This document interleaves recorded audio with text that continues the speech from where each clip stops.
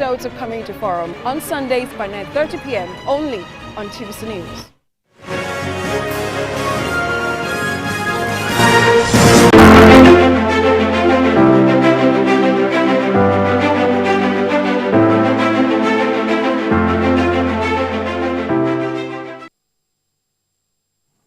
Let's turn now to the Middle East, where UN Chief Antonio Guterres has continued calls for improvement of conditions in Gaza to allow large-scale humanitarian operations. UN Secretary General Antonio Guterres' comment come as the UN Security Council again delayed voting on a resolution that's expected to include provisions aimed at getting more assistance into the besieged Palestinian enclave.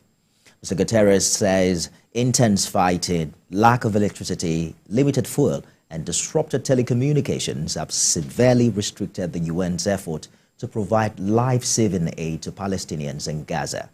Many pregnant women in Gaza are now facing health risks before, during, and after childbirth due to the total collapse of the medical sector in the Strip as a result of the ongoing Israeli war since 7th October. The following report follows one of such women as she suffers through the process of childbirth without medical aid. Politicize the subject.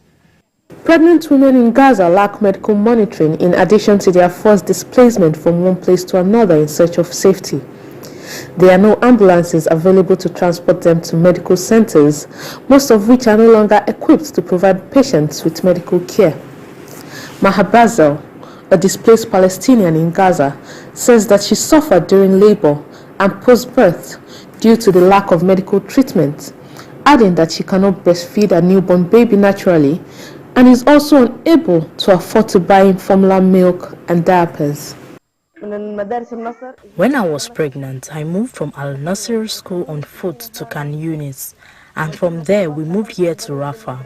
We faced great difficulties until they received us at the shelter school and allowed us to stay in this place, and I gave birth here.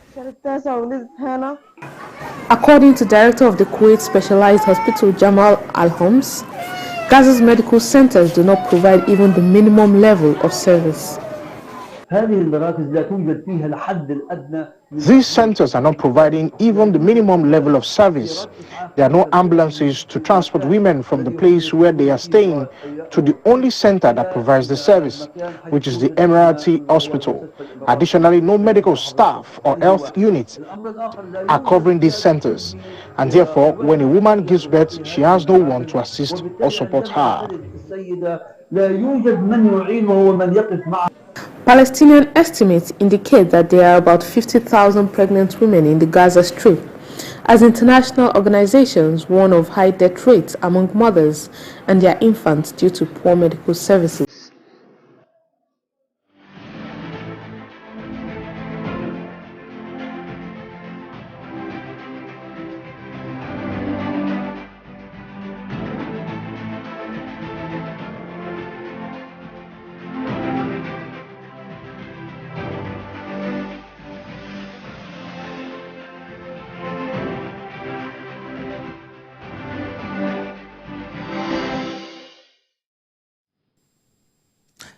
And now to Far East, where the Russian-Ukraine war has entered its 666th day. The following report takes a look at the main developments.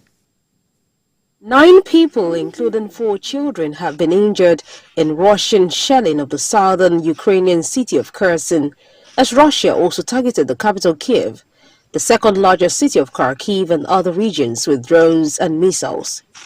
Ukraine's Air Force said air defense systems destroyed 18 out of 19 Russian attack drones and that Russia fired 2 surface-to-air guided missiles at Kharkiv. No casualties were reported. Ukraine's armed forces are taking up a more defensive posture after a month-long counteroffensive failed to achieve a significant breakthrough. The United Kingdom's Defense Ministry said in its latest assessment of the war. It said Ukraine was improving field fortifications along the front line. The Kremlin said there was no current basis for peace talks between Russia and Ukraine, and that Kiev's proposed peace plan was absurd because it excluded Russia. Russian President Vladimir Putin called for a severe response to foreign agents who tried to help Ukraine by engaging in sabotage in Russia. Ukraine's biggest mobile operator, Kyivstar, said it had fully restored its services in the country and overseas following a huge cyber attack last damaged IT infrastructure and affected air raid alert systems. A 40-year-old former broadcast journalist, Yekaterina Dontsova, has put her name forward to stand in Russia's presidential election on a platform for peace and democratic processes. Ms. Dontsova has previously called for an end to the war in Ukraine and the release of political prisoners, including opposition leader Alexei Navalny. The 40-year-old needs 300,000 signatures from across Russia by the 31st of January to support her candidacy. Vladimir Putin is expected to win in a landslide. Albania's parliament has voted to lift the legal immunity of former Prime Minister Sali Berisha, who leads the opposition Democratic Party and is accused of corruption. Opposition lawmakers inside the hall boycotted the vote and tried to disrupt the session by collecting chairs and flares, but security guards stopped them. Berisha declined to take the floor to speak against the motion. The ruling Socialist Party holds 74 of the 140 seats in Albania's national legislature, and 75 lawmakers agreed to grant a request from prosecutors to strip Berisha of his parliamentary immunity. Thursday's vote clears prosecutions to seek a court's permission to put Berisha under arrest for house arrest or house arrest. With the opposition refusing to participate, there were no votes against the move or any abstentions. Prime Minister Berisha was charged with corruption in October for allegedly abusing his post to help his son-in-law buy land in Tirana, owned by both private citizens and Defense Ministry, and to build 17 apartment buildings on the property. Victims at the epicenter area of the 6.2 magnitude earthquake in northwest China's Gansu province have spent their first night in warmth and relief as supplies of food, power and medical care were swiftly provided within a day.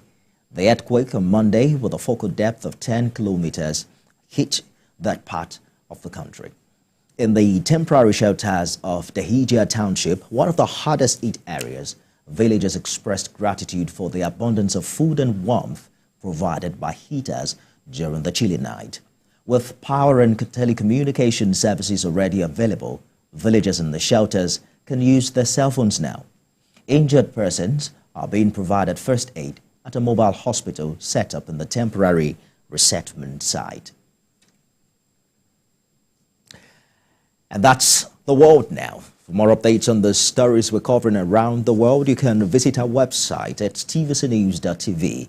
You can also follow us on our social media handles on Facebook, Instagram, and X at TVC News NG.